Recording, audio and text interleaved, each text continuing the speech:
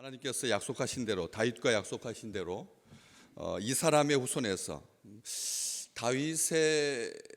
다윗과 약속하신 대로 그 사람의 후손에서라고 하지 않고 다윗과 약속하신 대로 이 사람의 후손에서, 이 표현이 성경에서 자주 나오죠. 성령께서, 다시 말하면 바울은 지금 그 다윗을 자기 옆에 이렇게 세워서 이 사람의 후손에서 이렇게 말하는 것처럼, 우리가 보통 옛날 분들은 그 사람이라고 하지 이 사람이라고 하지 않거든요. 바로 옆에 있어야 이 사람이라고 하죠. 그런데 이 사람의 후손에서, 다시 말하면 현재 지금을 말하는 겁니다.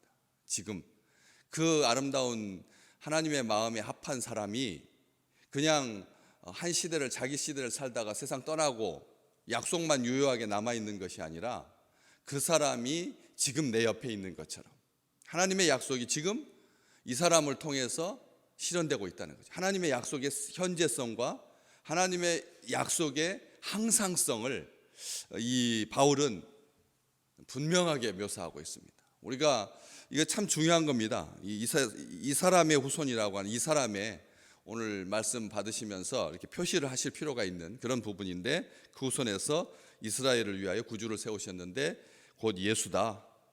그가 오시기에 앞서, 그 구원의 놀라운 여정이 펼쳐지기 바로 직전에 한 6개월 정도 차이를 두고 하나님께서 사람과 사람이 만나게 하는 그 시점이라고 하는 게 견우와 직녀처럼 전설 가운데 뭐 몇천 년 만에 한 번 그렇게 있는 것이 아니라, 하나님은 오늘 또 사람과 사람이 이렇게 스쳐가는 것까지도 하나님께서 간섭하시고, 참새 한 마리가 두 아사리온에 팔리는 것, 두 마리가 한 아사리온에 팔리는 것까지 하나님께서 결정하셔서, 그렇게 바로 그 오시기에 앞서서, 그 오시기 전에, 이 앞서다라고 하는 이 표현이 그냥 시점으로서의 오시기 전의 개념이 아니라, 앞선다라고 하는 것은 예수 그리스도를 잘 보여주기 위해서, 앞에서 뒤에 황제가 하나님 귀한 분이 진행할 때, 행진할 때 앞에서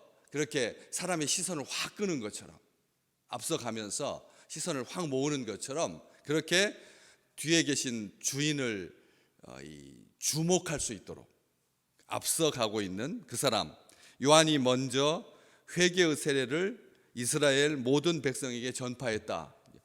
우리가 이 세례 요한 생각하면 회개의 세례를 베푼 사람인데, 여기 바울은 그 요한의 세례를 회개의 세례라고 이렇게 딱 서술하고 있습니다. 회개의 세례라고 하고, 또 한 가지 특이한 점은 이스라엘 모든 백성에게 전파했다.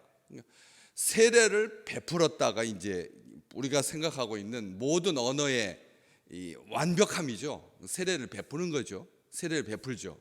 그런데 세례를 전파했다라고 말하고 있습니다. 세례를 전파했다. 그리고 모든 백성에게, 이 지구상에 존재했던 어떤 세례자도 한 민족 전체를 다 세례를 베풀거나 한 민족 전체에게 세례를 전한 경우는 없었을 것입니다. 세례는 베풀어야 하고, 또 세례를 베푼다고 하면 제한적일 수밖에 없는 거죠. 우리가 이 땅에 살아가면서 하나님의 사명을 완수하기 위해서 사람을 만나고 복음을 전파하고 하지만, 그런 과정 속에서 상실한 사람들, 또 찾지 못한 사람들, 그런 사람들이 언제든지 있거든요. 언제든지 있잖아요. 그 노련한 뱃사람들이 요나가 배 밑창에서 잠들어 있을 줄 어찌 알았겠습니까? 아니 그 배에 대해서 모든 것을 알고 있는 사람들인데도 요나가 배 밑바닥에서 잠들어 있는 것을 몰랐잖아요. 그런 것처럼 우리의 시선 바깥에 있는 사람, 잠깐 안 보이는 사람에 대해서 우리는 모릅니다. 그런데 이 세례 요한의 이 세례는 이스라엘 모든 백성을 향하고 있다는 거죠. 이 모든이라고 하는 말이 하나님께서 함께 하시지 않으면 불가능한 일이거든. 모든이라고 하는 이 단어 자체가 인간에게는 해당될 수 없는 말이거든. 아시잖아요. 딱 반이라는 것을, 누구에 대한 평가가 60%가 넘어간다. 이건 대단한 겁니다. 어떤 사람에 대한 긍정평가가 60%를 넘어간다라고 하는 것은 이것은 그 사람의 그 탁월함을 잘 보여주는 그런 증거거든요. 그렇기 때문에 49대 51이지 60%를 넘어가기가 쉽지 않습니다. 그런데 모든 백성에게라고 하는 이 말이 이 일은 하나님께서 하시는 일이라는 거죠. 구세주를 보내시기 위해 이스라엘을 위하여 구주를 세우신 하나님, 자기 백성을 저들의 죄에서 구원할 자이신 예수를 보내신 하나님, 그가 오기에 앞서 요한이 먼저 회개의 세례를 이스라엘 모든 백성에게 전파합니다. 세례 앞에다가 회개라고 붙였습니다. 회개는 돌이키는 겁니다. 구약 성경에서는 딱 한마디입니다. 돌이키는 거죠. 돌이키는 겁니다. 창조주에게, 우리를 지으신 하나님께로 돌이키는 것. 돌이키는데 마음과 생각과 행동의 변화, 이게 회개죠. 우리가 늘 회개하면 항상 이것을 기억합니다. 하나님께로 돌이키는 거고 마음과 생각과 행동이 하나님을 향하는 것, 이게 회개거든요. 죄사함 받게 하는, 회개는 죄사함 받게 하는. 그런데 이 회개라고 하는 이 말이 그렇게 다시 돌이킨다라고 하는 의미도 굉장히 중요하지만, 그 회개라고 하는 말이 나오게 된 출처, 회개라고 하는 말은 이 세상에 있었습니다. 뉘우침, 후회, 그렇죠? 뉘우침, 후회라고 하는 말, 기존의 인간 세상에서 늘 있어 왔던, 친구와 같은, 아주 반복되었던, 우리를 비참하게 하게 했던 후회라고 하는 말은 우리를 비참하게 만들거든요. 그런데 그런 게 있었는데 거기에서 회개가 나온 게 아니라는 거예요. 그거하고 세상적인 그런 용어와 신앙적인 이 용어가 이게 같은 출처에서 나온 게 아니라, 그 말 뜻은, 느낌은, 뉘앙스는 비슷하지만 전혀 다릅니다.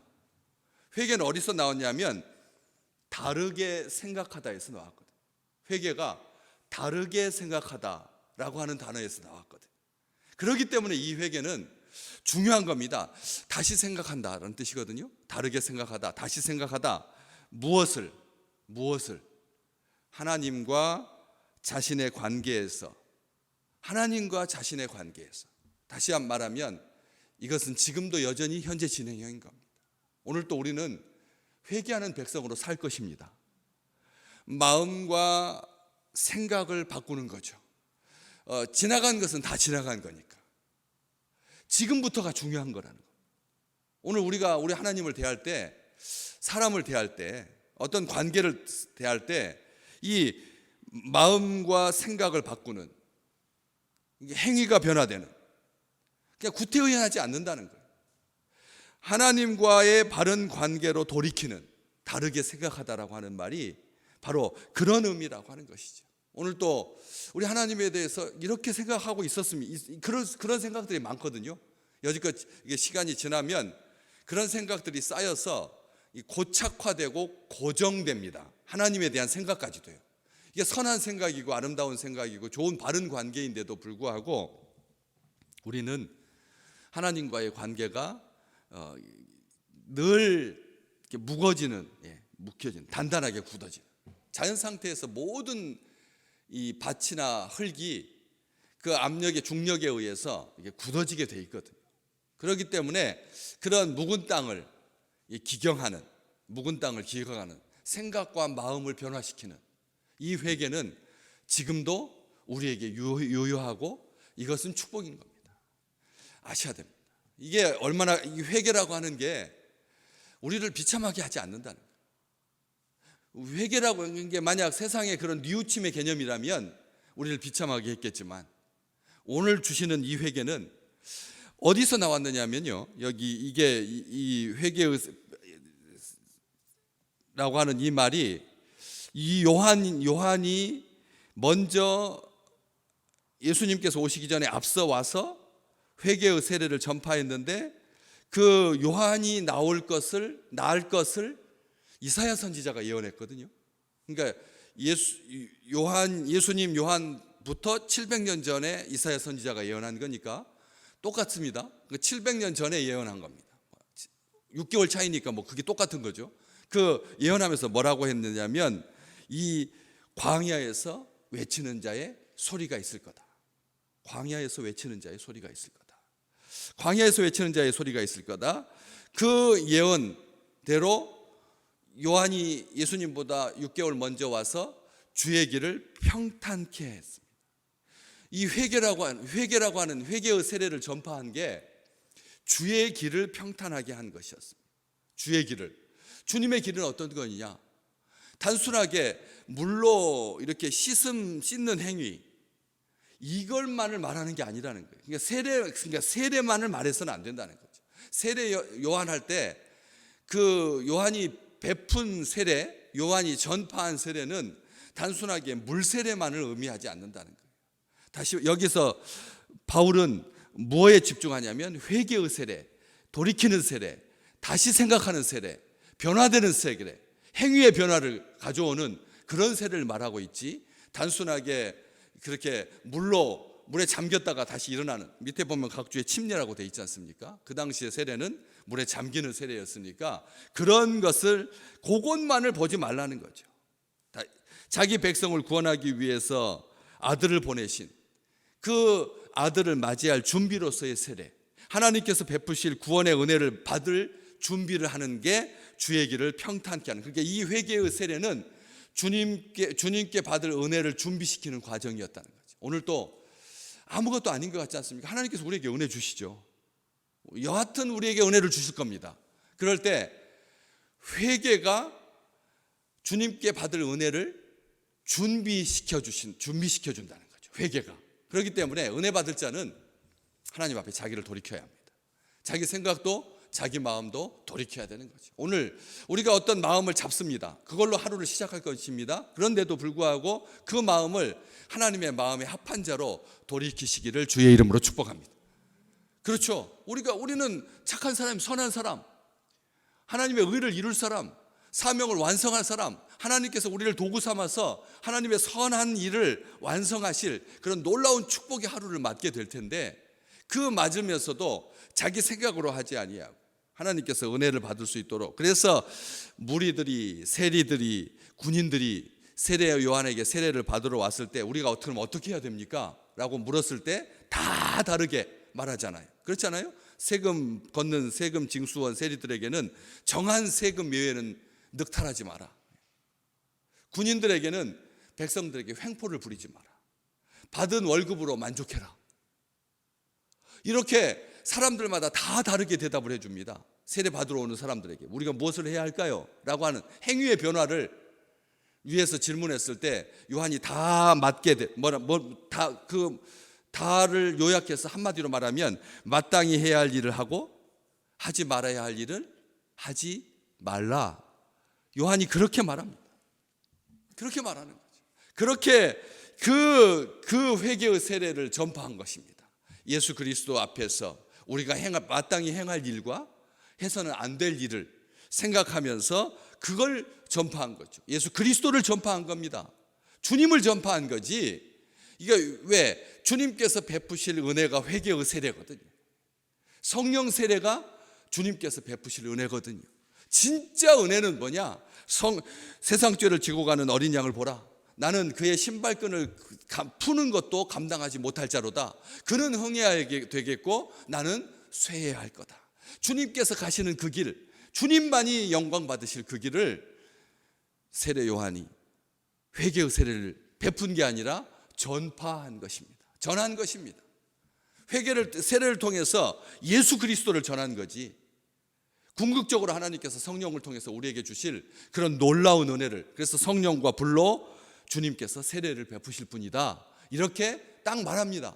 이것을 통해서 죄사함 받게 하고 의롭게 하는, 거듭남 없게 하는 성령의 세례를, 그 축복을 우리가 누리게 되었던 거죠. 죽었던 영이 거듭나게 되고 죄와 그 결과로부터 자유케 되어서, 그래서 여러 가지로 권하여서 백성에게 좋은 소식을 전하고, 그래서 이 세상에 우리가 살아가야 하는 동안 하나님의 의를 이룰 수 있는 그 주의 길을 평탄하게 했던 것처럼, 오늘 우리는 주님 앞에 주님께서 베풀어 주신 그 놀라운 길을 새롭게 난 살아있는 길을 우리는 걷게 될 것입니다. 오늘 또 우리가 가는 이 길이 위태위태하고 넘어지고 그래서 다치고 골절상하고 그래서 누워 있어야 하는, 그래서 진보가 더딘 그런 인생이 아니라 오늘 또 하나님은 우리 한결같이 우리에게 돋는 해처럼 외양간에 나온 송아지처럼 우리의 발걸음을 가볍게 하셔서, 그래서 우리를 위해서 뚫려 있는 그 시온의 대로를 향해서 거침없이 나아가는 참으로 멋진 하루가 되시기를 주의 이름으로 축복합니다. 의의 길을, 주님의 길을 가는 돋는 해와 같이 비견 뒤에 풀의 무성함 같은 그런 신선한 아주 생동감 넘치는 그런 아름다운 길을 예비하신 하나님의 그 뜻을 이루는 귀한 날 되시기를 주의 이름으로 축복합니다.